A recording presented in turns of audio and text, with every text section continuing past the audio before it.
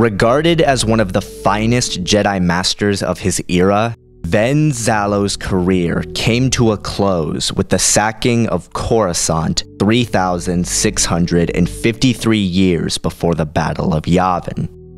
With the majority of the Jedi Order and Republic military engaged in peace negotiations with the Sith Empire on the world of Alderaan, Coruscant was left defenseless, allowing a large contingent of Sith warships to quickly seize the galactic capital without serious opposition.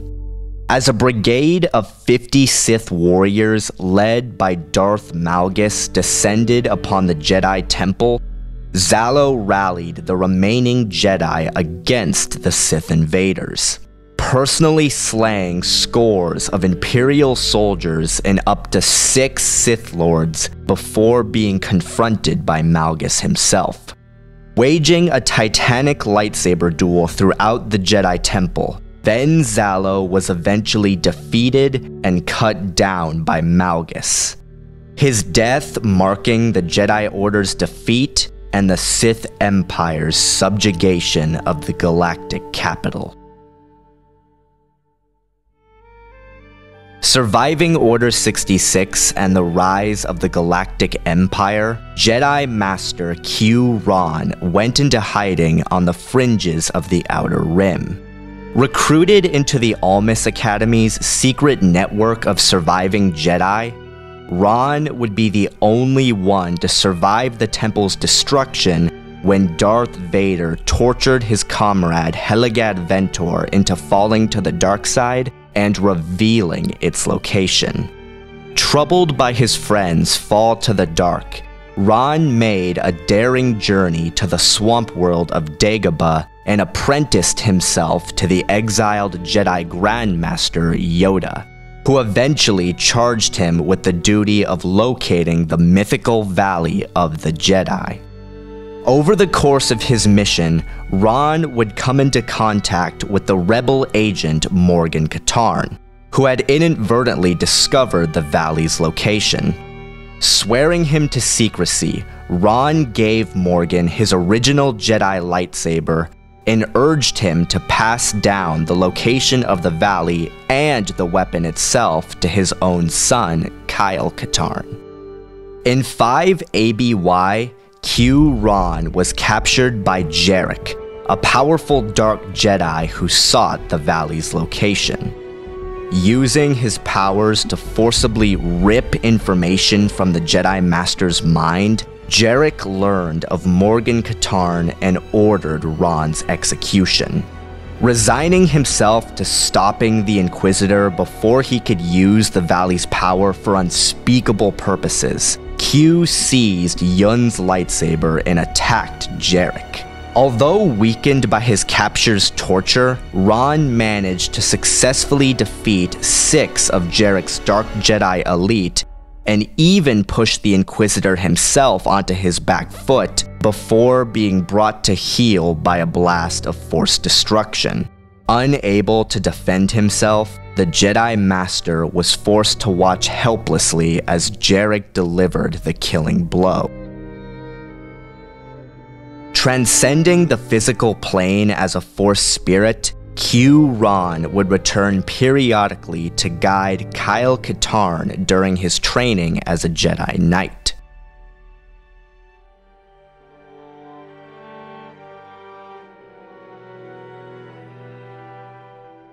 Ven Zallow and Rahn are both human males who appeared to be in their mid to late 40s.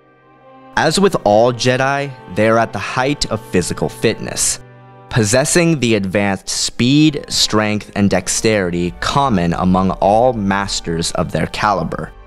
Both also possessed a considerable tolerance towards physical pain and injury.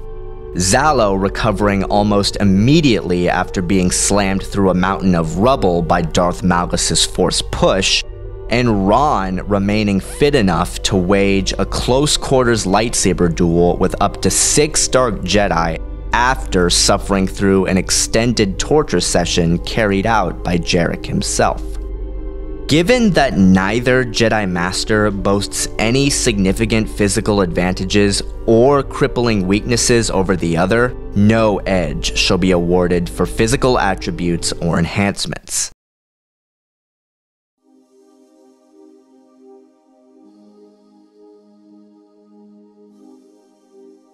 An accomplished Jedi Master and the High Council's appointed guardian of the Jedi Temple in their absence, Ven Zallow stood as one of the most skillful and experienced lightsaber masters of his day.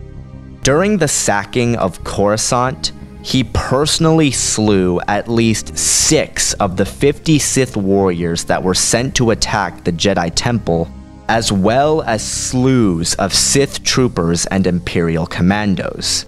He also engaged the famed Sith warrior Lord Adras in single combat near the temple's forward hall.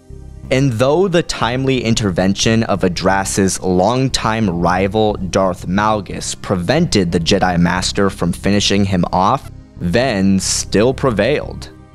In fact, Malgus himself even made note of Master Zallow's skills as a swordsman, citing him as the only Jedi present at the temple who could seriously challenge him, which implies that he was more skilled than all other Sith warriors on Coruscant save Malgus.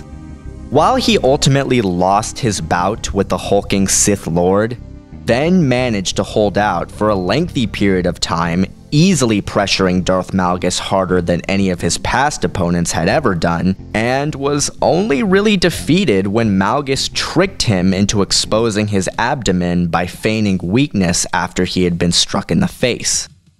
I should also note that Zallow would go on to become Darth Malgus's most well-known kill, even more so than the battle master Kaosen Darach, whom Malgus had slain earlier in his career. While Ven's chosen martial arts discipline has not been confirmed in any source, his clear preference for force-assisted acrobatics and unpredictable speed-oriented blade work strongly suggests that he was a specialist in the Ataru style. The fourth form of Jedi lightsaber combat, Ataru was an extremely aggressive fighting style, based around elaborate flourishing swordplay, reinforced by force-assisted acrobatics and physical combat techniques. Similarly to Yoda, Ven Zallow's overall technique was clearly based around the core elements of Ataru elevated to the master level. These elements, the Suma rotations, represented the 3 axes of motion possible within a 3-dimensional space and were the foundation for the acrobatics that Ataru was based around. Described as a blur of precision and speed when pressing the attack, Zallow's technique was strong and elaborate, combining powerful sweeping attacks with full body spins and flips. His dexterity, while perhaps not too far above the standard for trained lightsaber duelists of the master level, was considerable. Likewise, he was extremely talented at using the kinetic energy generated by his adversaries to preempt an oncoming assault from an opposing angle. Zallow's technique was further rounded out by his skillful integration of force-assisted physical combat techniques, a core element of the Ataru style. Additionally, while he rarely employed direct telekinetic strikes in battle with other Force adepts, he made quite frequent use of this skill on the battlefield. As with most Form 4 specialists, the threat that Ven represented was based around his intensity and unpredictability. Relying on speed-based attack flurries and acrobatic evasions to simultaneously bypass his opponent's attack and get inside their guard, leaving him primed to unleash a quick and devastating counterattack. His emphasis on this approach was a direct result of the Jedi Order's occupation during the Great Galactic War. At that time, the focus was on battlefield engagements, not singular duels. So they fell into an almost universal criterion of relying on whirlwind offensives to quickly dispatch a desired target before moving on to the next. This method clearly had its merits, otherwise it wouldn't have become as prevalent as it did. But in relying so heavily on pure offensive blade work, Zallow, and by extension the majority of other trained force wielders of his era, were ultimately left at a disadvantage when forced into a defensive posture, especially when they were confronted by a single well-trained opponent equipped with a lightsaber. Though the extremely high volumes of attacks Ven was able to crank out typically kept his opponents from easily discerning openings in his guard, whenever he was confronted by foes who could deal with his onslaught, he left himself exposed to retaliation. When analyzing and breaking down Rah's skills as a martial artist, special attention must be paid to the portrayal of his character, as well as his final duel with Inquisitor Jarek and his Dark Jedi aboard Vengeance. His entry in the Dark Forces role-playing game labeled him as a Jedi Consular, indicating that he was not a dedicated lightsaber duelist, and instead focused primarily on developing as a combative force wielder. However, Rahn's conduct in battle, as well as what could be gleaned from shown and described feats, strongly suggest that he did not let his de-emphasis on lightsaber combat evolve into a glaring weakness. Do remember that Jedi Grandmaster Yoda held Q in such high regard that he personally bestowed upon him the title of Jedi Master following their short encounter on Dagobah. And he lived through the Clone Wars as a whole, the ensuing Jedi Purge, and the utter collapse of Helgad Ventor's Jedi Survivors Network. Addressing Q's duel with the 7 Dark Jedi, if the fight is to be taken purely at face value, then Rahn managed to successfully hold off the Dark Jedi's combined might before breaking off and making a mad dash for Jarek himself. While not an unimpressive display in and of itself, the Dark Forces novel Rebel Agent offers a far more descriptive and impressive depiction of these events. Firstly, the novel notes that Rahn was beaten senseless by his captors before being brought before Jarek and having the location of the map for the valley forcibly ripped from his mind, meaning that he was not operating at optimum physical or mental capacity during that fight. Secondly, the novelization actually shows Rahn actively fencing and defeating Jarek's Dark Jedi in quick succession without any noticeable difficulty. An accomplishment made all the more impressive by the fact that, in addition to being moderately skilled, each and every member of the organization employed wildly different fighting styles and tactics. Bok came at him, awkward at first, then unexpectedly graceful. He executed a series of diversionary spins, stopped and slashed at a head that was no longer there. Rahn ducked, made a sweep for his opponent's legs, and saw blood fly. Bok tried to advance, wondered what was wrong, and fell. Yun pulled him clear. It was later in the sickbay that Bok learned that his tendon had been severed. Saris came next, offered a flurry of classical moves, and was blocked at every turn. Ma, bellowing a warning, charged into the fray and vanished in a welter of blood. Medics had arrived by this time and dragged his torso clear. His legs, one lying across the other, stayed behind. Gork chose that moment to attack from the side. Rahn sensed his presence, turned, and knocked the lightsaber from the other Jedi's hands. pick hissed and was about to leap the gap until Jarek intervened. While the sequence of Rahn being utterly subdued by Jarek's forced destruction following a brief duel remains relatively consistent across both versions of the conflict, I see this as actually reflecting extremely well for Rahn. In addition to Jarek being visibly distressed over the ease in which the Jedi Master defeated his dark side elite, the fact that he resorted to using forced destruction, his most powerful combative ability, and one he had cultivated specifically for an eventual confrontation with Emperor Palpatine mere seconds following their initial exchange, means that Q actually pressured Jarek hard enough with lightsaber combat to where he thought such measures were necessary. Given just how much of a challenge he was able to pose to the Inquisitor and his forces despite being so heavily injured, I would place Q Rahn's native skills as a swordsman to that of a low to mid tier 3 Jedi Master, such as Adi Gallia or Eth Koth. While Rahn's chosen martial arts discipline is not confirmed in any source, I personally believe that he was a student of the Shi Cho style, as it is consistent with many of the technical aspects of his personal style.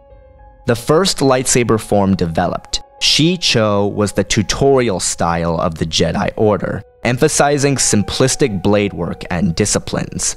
Though when elevated to its highest levels, it became a wild and randomized fighting style. While the form's core discipline of releasing oneself into the Force often led to practitioners becoming dangerously reckless, all indications are that Rahn did not fight in this manner, opting for a much more controlled and deliberate approach. Similarly to Oppo Rancisis, Q Rahn's saber offense was blindingly fast and dynamic, performing powerful sweeping attacks with a precision and refinement that reflected his serene personality. In keeping with his implied specialization in Form 1, Q was an expert at blast deflection and extremely effective against multiple opponents and groups. That being said, he did not sacrifice his ability to engage a lone adversary of equal or near equal skill, nor his overall defensive viability as a swordsman, easily slipping into a stonewall defensive posture when necessary, as well as performing quick parries to disarm enemies of their weapons. On the whole, Q Rahn was an extremely talented and versatile lightsaber duelist. I think it's safe to say that anybody who could defeat 5 elite Dark Jedi and give Inquisitor Jarek a serious challenge while injured would effectively be fair competition for just about anybody. He may not look like much, but underestimating his skills with the blade would undoubtedly be a very costly mistake indeed. Purely as swordsmen, Ven Zallow and Q Rahn were very similar, both being extremely dynamic speed fencers whose MO was to pressure their adversaries with extremely powerful offensives, get inside their guard, and dispatch them immediately. Overall, while I do see the Jedi Masters as being very much on par in terms of raw skill, I don't think it's going to come as a surprise to many that I see Q Rahn as the superior duelist. While I may have come across as overly critical of Zallow's battlefield-oriented fighting style, please know that this was not my intent. My issue revolves around the logistics adherent to the fighting method in general, and not Ven's use of it specifically. He actually makes it work quite well, taking it as far as the technique can really go. His ability to easily dispatch 2 Sith warriors in the middle of holding off an enraged Malgus proves that. But so long as it continues to influence the Jedi Master's style, it will hold him back and leave him ill-suited for dueling. Like Darth Malgus, what ultimately makes a lightsaber duel Q's game is the fact that he did not sacrifice his overall defensive viability as a swordsman and was much less exposed. The superior defensive coverage was helped along by the fact that Rahn's comparable levels of blinding speed and agility allow him to effectively meet Zallow's onslaught head-to-head without being instantly overwhelmed. Simply put, he has all the tools he needs to defeat him. So accordingly, Q Rahn gets the edge as a martial artist and lightsaber duelist.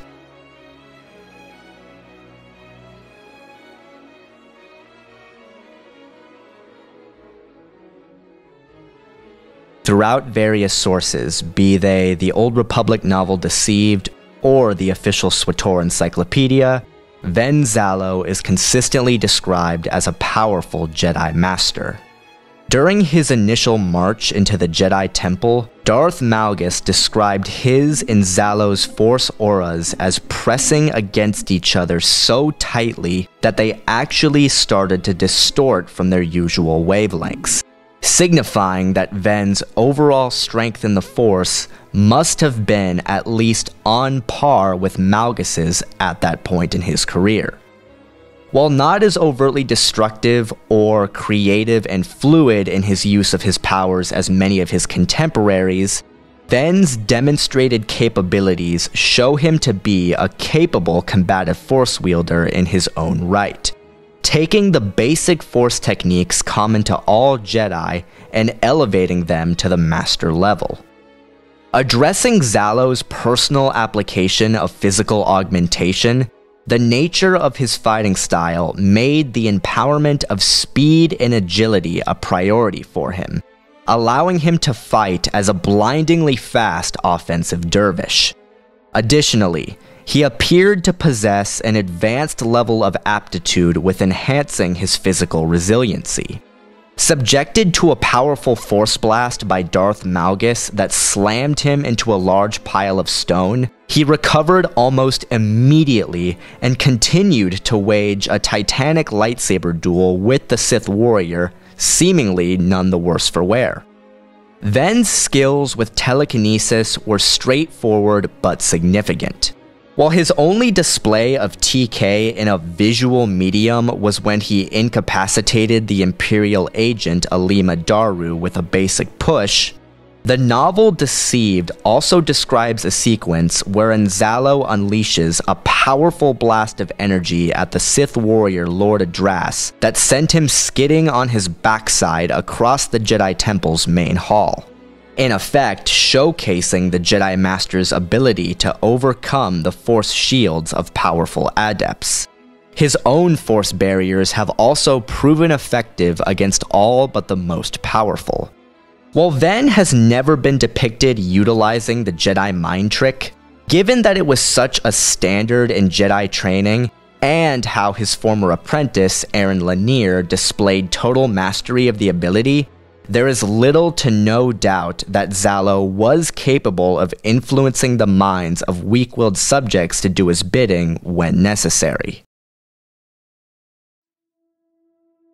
As a Jedi consular, Q Rahn was a Force wielder first and foremost, and although not counted amongst the great masters of his era, all indications are that he was extremely powerful and made very intelligent use of his abilities.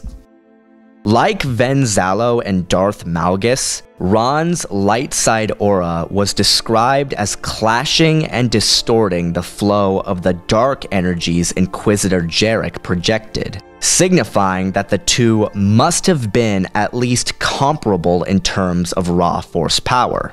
A conclusion I feel is heavily reinforced by Jarek having to resort to Force destruction to finally take the Jedi Master down, and by how the Dark Forces campaign guide lists both Rahn and Jarek's overall skill and power ranking as dead even, with both their base stats totaling up to 15. Given his impressive accolades and demonstrated capabilities, I would rank Rahn alongside Anya Kuro as being the fourth most powerful Jedi to survive Order 66, just behind Shakti, Obi-Wan Kenobi, and Yoda. Though not a dedicated combat specialist, his capacity with physical augmentation was prodigious. In addition to the enhancement of agility and reflexes to allow for such feats as superhuman acrobatics and blast deflection, he was also capable of augmenting his speed to the point where many of the 7 Dark Jedi had difficulty tracking his movements. Cycling back to the Dark Forces campaign guide, Rahn's character sheet specifically credits him as a specialist in altar-based force abilities, which were based around using the force to physically influence one's environment. Given that the most basic altar ability was telekinesis, Rahn's skills at applying it for both utility and as a combative tool had to have been considerable. Subtle and quick on the draw, he demonstrated his precision when he effortlessly used a force grip to pull Yun's lightsaber to his waiting grasp. While Rahn has never been depicted employing direct TK attacks against other trained force wielders, I consider the use of such tactics to be well within the scope of his powers. Additionally, he has also been credited with possessing highly refined force defenses. While the fact that Inquisitor Jarek was able to immobilize the Jedi Master with a blast of force destruction suggests otherwise, I believe that this was instead a demonstration of Jarek's power and the unique qualities of force destruction itself, as opposed to an indication of weakness on Rahn's part. Similarly, I see his inability to completely resist Jarek's attempts to probe his mind owing more to the Inquisitor's tremendous telepathic aptitude rather than a sign of underdeveloped psychic defenses.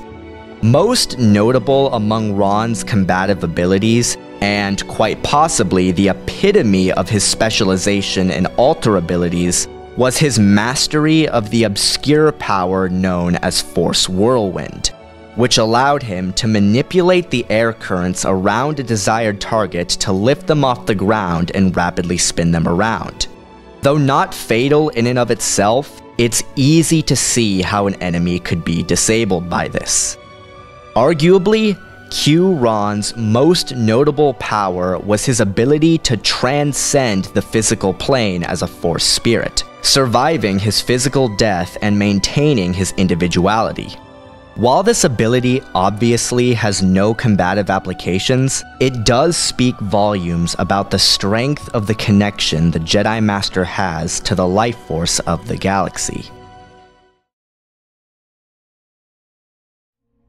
While neither Ven Zallow or Rahn have many feats to their names, what little they do have going for them is no less impressive than what the preemptive masters of their eras can bring to the table, which I see as an indication that they likely possessed comparable levels of innate force power. The main difference between them is that Ven was predominantly a swordsman who treated his force abilities as more of a supplementary tool, where Rahn committed himself almost wholly to achieving supremacy in this field, which resulted in a broader and ultimately more applicable skill set. As usual, the effectiveness of physical augmentation and telepathy cancel out, as the use of the former ties almost exclusively to their martial arts training, where I've already reached my conclusions, while the latter is countered by both Jedi Masters having been trained to resist external mental influence. In the realm of altar abilities, the most relevant power is telekinesis, and although both are able to call upon it at a moment's notice, making their attacks equally viable in combat, Rahn is significantly more dedicated to developing his skills than Ven Zallow, has a greater range of abilities at his disposal, has employed his powers in a more subtle and imaginative manner, and is generally implied to be more willing to use it. This major skill advantage is reinforced by Q's ability to call upon Force Whirlwind, a power that Ven has no possible way of effectively countering beyond the probable use of a reinforced telekinetic shield. Even if the ability wouldn't kill Zallow outright, it would at the very least disable him and leave him vulnerable to a killing blow. Rahn gets the edge as a Force wielder.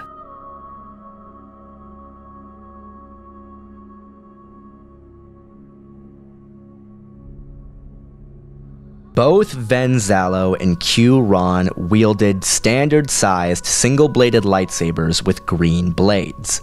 Zallow favoring a somewhat rugged design with a ridged hand grip, whereas the handle of Rahn's original Jedi lightsaber was more sleek and featured a rounded pommel. Although neither Jedi's lightsaber features mechanisms that would affect the outcome of this fight, what would come into play is Zallow's Jedi battle armor. While the exact specifics of Ven's suit aren't clearly specified, we can draw some parallels with the armor worn by the Jedi battle master Kaosen Darach, who wore a similar set. In addition to providing minor protection from blaster bolts and stabbing weapons, Darach's armor could actually take a light hit from a lightsaber, though a committed strike would still cut through it as easily as anything else. Given that these suits were a standard amongst the Jedi of this time, it's likely that Zallow's armor provided similar benefits. And though somewhat unreliable as far as a lightsaber blade is concerned, the armor still goes a long way towards improving his physical resiliency. Ven Zallow gets the edge in armament.